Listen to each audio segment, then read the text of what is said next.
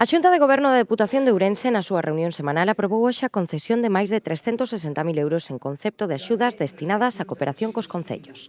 En concreto, estas achegas están dirixidas á execución de proxectos en materia de infraestructuras en 13 concellos. E cada luns, pois os concellos, entidades, neste caso foron unha xunta de goberno eminentemente para concellos, foron 13 concellos beneficiados con diversas axudas e que suman 363.000 euros en materia de subvencións. Bueno, pois o que hai, por decir de alguma maneira, pois está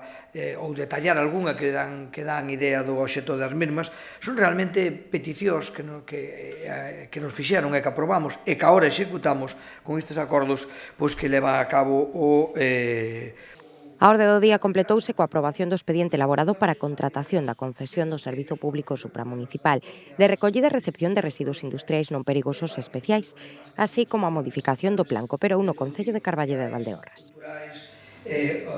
ou deportivos.